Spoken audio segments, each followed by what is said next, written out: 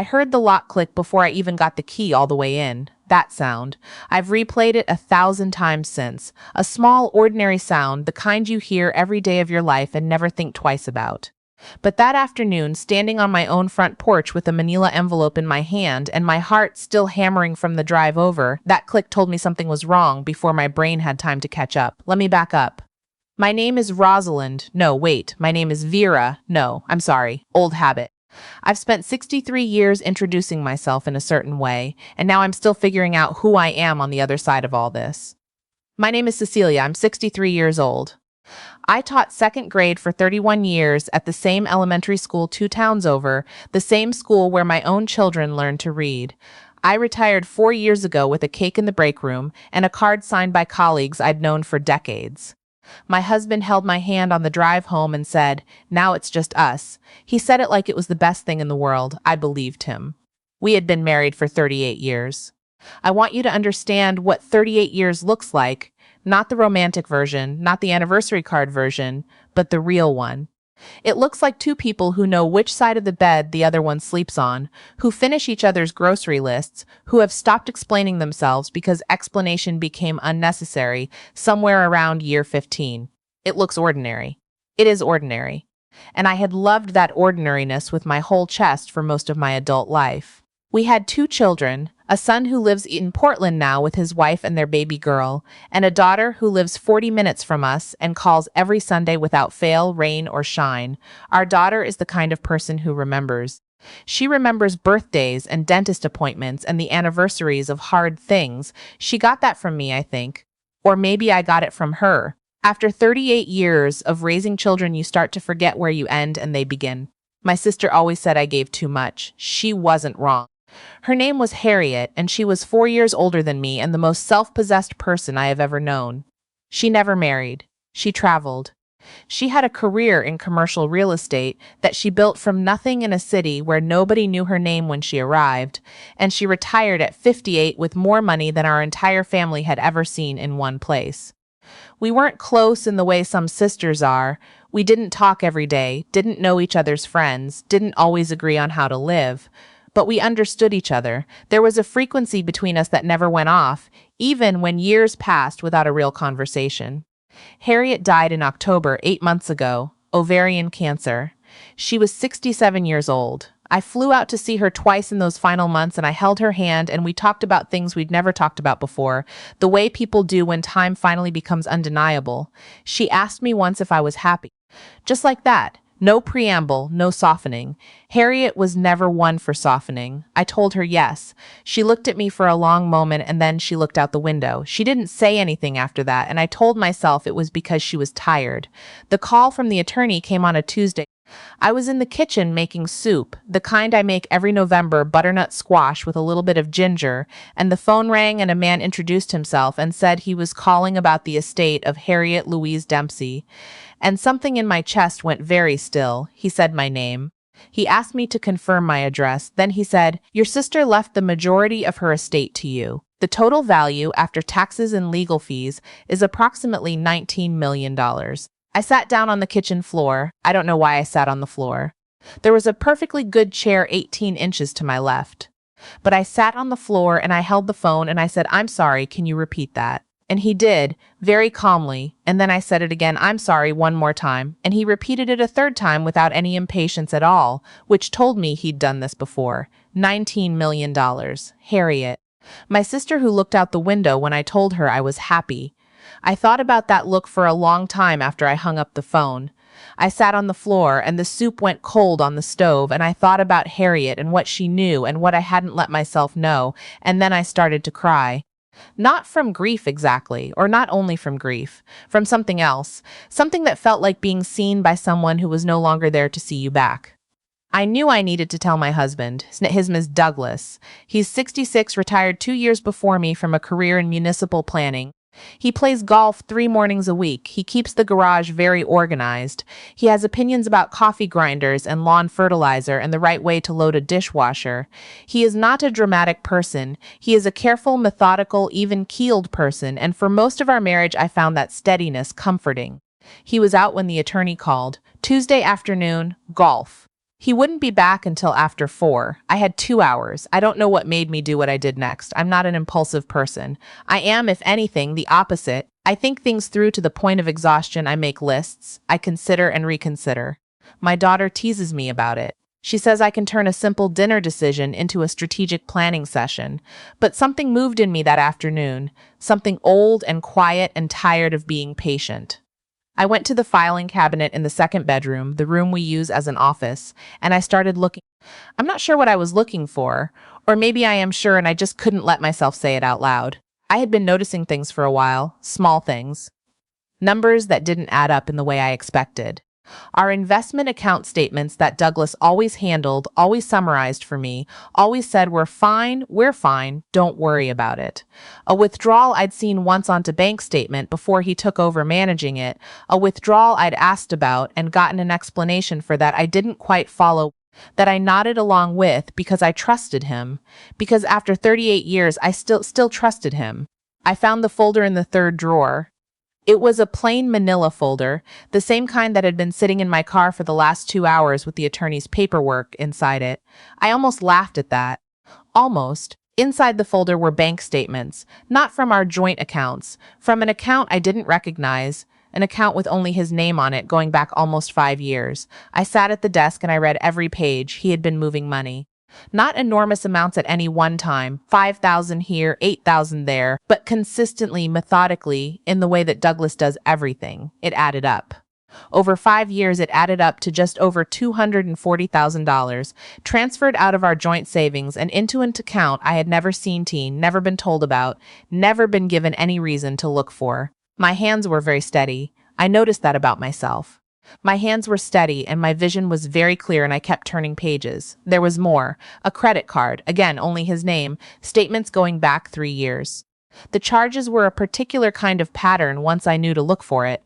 Restaurants I had never been to, a hotel in the city where his college roommate supposedly lived, weekends when he'd told me he was at planning conferences. Flowers. Not cheap flowers. I thought about Harriet's face. That long look and then the window. She knew. I don't know how she knew. Maybe she'd seen something. Maybe my husband had said something once in front of her. Maybe she just knew me well enough to read what I couldn't. But she knew, and she left me $19 million, and she did it quietly and without explanation because that was how Harriet loved people. She didn't make speeches, she just made sure. I put the folder back exactly where I found it. Then I went and sat in the living room and waited for my husband to come home. He came in at 4:15, still in his golf clothes, the particular smell of fresh air and cut grass that I had loved for 38 years. He was in a good mood. He kissed my cheek and asked if I'd eaten lunch and went to get a glass of water from the kitchen. I waited until he came back and sat in his chair. I said, I got a call today from Harriet's attorney. He looked up. Something moved across his face, something careful. Oh, she left me her estate, I said. Most of it. He put his water glass down. How much? There it was. Not, are you okay? Not, you must be thinking about her today. Not even a breath of the softness that the news deserved. Just how much? Enough, I said. He asked me to be specific. I told him I wanted to wait until I understood the process better. I kept my voice level. I watched him. He said that made sense, that we should probably talk to a financial advisor, that he had some thoughts about investment options. He talked for several minutes about portfolio diversification and tax implications, and I sat there and watched his mouth move and thought about a credit card with charges for flowers I had never received. That night I called my daughter. She came over the next morning early before Douglas was awake. We sat at the kitchen table and I showed her everything I had found. I watched her face while she read, my daughter, who remembers everything, who got my capacity for feeling, and I watched something harden in her that I had never seen before. She said, Mom, how long do you think this has been going on? I said I didn't know. She said, I do.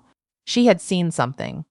3 years ago, at a family gathering, a look between her father and a woman she didn't recognize, a woman who turned out to be the wife of a colleague, a look that my daughter had filed away and worried about and eventually talked herself out of because she didn't want to know, because knowing would mean everything would change. She started to cry, and then she stopped herself, and then she said, What are you going to do? I told her what I had already decided during the long, quiet hours of the night before. I was not going to tell Douglas about the money, not yet. Not until I understood everything, Everything about our finances, everything about what he had been doing, everything that 38 years had actually added up to underneath the steadiness and the organized garage and the coffee grinder opinions. My daughter knew a family law attorney. She made the call that morning from my kitchen table while I made us both coffee. The attorney's name was Fiona Osei, and she was sharp and calm and thorough in the way that good attorneys are. I met with her the following week. She listened to everything I told her, asked precise questions, took careful notes. She said that what I had found was significant. She said the term dissipation of marital assets and explained what it meant in our state. She said we would need a forensic accountant to go through everything properly and that the process would likely take several months and that I should not move any of my own money or change any of my financial behavior until she told me to. She also said something else. She said, the inheritance from your sister, depending on how it's handled and documented, may be protected as separate property. But we need to move carefully. I drove home from that meeting with the radio off. The months that followed were the strangest of my life. I kept living my ordinary life, cooking dinner, watching television with Douglas in the evenings, going to my book club, visiting my son and his family in Portland for Thanksgiving. I kept being the person I had been for 38 years. I kept being careful. Douglas never brought up the money again, not directly. He circled it sometimes, mentioned financial planning, asked once if I'd gotten more details from the attorney about timelines, and I gave him vague answers, and he accepted them, and I watched the acceptance and understood it. He was waiting too. We were both waiting, but for different things. My daughter was the only one who knew. She called every Sunday as always, and we talked in the ordinary way about ordinary things, and sometimes before we hung up, she would say, quietly, "Are you okay?" And I would say yes, and she would say, "I love you, Mom," and those 3 words felt like they carried everything underneath them. I won't tell you those months were easy. I won't romanticize what it was like to sit across the dinner table from the person I had built my entire adult life with and understand, clearly and irreversibly, that I did not know him, that the steadiness I had loved was partly a performance, that the evenings I had thought were ours had been borrowed from something else, given elsewhere, given to someone who received flowers I had never seen and ate dinners in restaurants I'd never been taken to. I thought about Harriet constantly. I thought about her asking me if I was happy and about the way she'd looked out the window. I think she knew I would say yes. I think she knew I'd been saying yes for so long it had stopped meaning anything. She left me the money so that yes could finally become a real choice instead of the only option. The forensic accountant finished his report in early March. The findings were, in his professional language, significant and systematic. More than $240,000 in confirmed transfers. The credit card charges. And something else, something I had not found in my initial searching, a separate brokerage account opened 6 years ago that had been funded steadily and was now worth just over $300,000, $362,000. That was how much Douglas had quietly, methodically, carefully moved over 6 years. Fiona filed the divorce papers on a Friday afternoon in April. Douglas was served on a Monday morning. He was at home. I had timed it that way with Fiona's guidance. I was at my daughter's house. She had taken the day off work. We sat in her kitchen and she made tea and we waited. And at 9:47 in the morning, my phone rang and it was Douglas. And I looked at it for a long moment before I answered. His voice was different than I had ever heard it, thin. Something stripped out of it. He said, "What is this?" I said, "It's exactly what it looks like." He said, "Cecelia," and then stopped. I waited. He said, "We can talk about this. We should talk about this." 38 years. I know how long, I said. I was there. My daughter reached across the table and put her hand over mine. Douglas asked about the money, Harriet's money, specifically, whether I had disclosed it to the attorney. I told him that my attorney handled all disclosures. He was quiet for a moment. Then he asked if I was at home. I told him I was with our daughter. There was a long pause on the line. Then he said, "She knows?" "Yes," I said. Another pause. "Does," he started, and then stopped, and I understood he was asking about our son. "Not yet," I said, "but he will." I ended the call. My daughter squeezed my hand. She didn't say anything, which was exactly right. We sat in her kitchen and drank our tea, and outside the window the April light was doing what it does in April, coming in sideways, catching everything, making the ordinary world look almost unbearably new. The divorce took 8 months. It was not peaceful. It was not peaceful in the way that the endings of long things rarely are. Douglas hired an attorney who was aggressive about the inheritance, argued that it should be considered marital property, that we had been a partnership for 38 years. Fiona was better. She was methodical and precise, and she had the forensic accountant's report, and the credit card statements, and the brokerage account statements, and she was not impressed by 38 years when she could also show 362,000 reasons to question his good faith. My son flew in from Portland when I told him. He was devastated in the way that children are when they discover their parents are human, crushed and angry and wanting someone to be the villain so the story could make sense. He was angry at his father, which was right. He was angry at me for not telling him sooner, which was also understandable. He sat in my kitchen, a different kitchen than his sister's, mine, the one I'd cooked in for 30 years, and he put his head in his hands, and I put my arm around him, and I let him be 29 years old and blindsided by something that I had needed 6 months to absorb myself. He came around. They both did. That's the thing about children who grew up in a home where they were actually loved. They find their way back to each other and to you, even when everything else is in pieces. The settlement was finalized in December. The house went to me. I bought Douglas out of his share, which was considerably less than he had hoped given the circumstances. The hidden accounts, the dissipation findings, they mattered. Fiona had told me from the beginning that they would matter, and she was right. Douglas moved to an apartment on the other side of town. I don't know much about his life now, and I've made my peace with not knowing. I know this. I spent the first January in a long time alone in this house, and it was quiet in a way I hadn't expected, not the empty room quiet of loss, but something else. A different kind of quiet. The kind that comes after a long noise stops and you realize you had gotten so used to it you'd stopped being able to hear yourself think. I refinished the second bedroom, the old office, the one with the filing cabinet where I found the folder that changed everything. I turned it into something I had always quietly wanted, a reading room. Just a good chair, good light, floor-to-ceiling bookshelves, and a small window that faces the garden. Simple. Mine.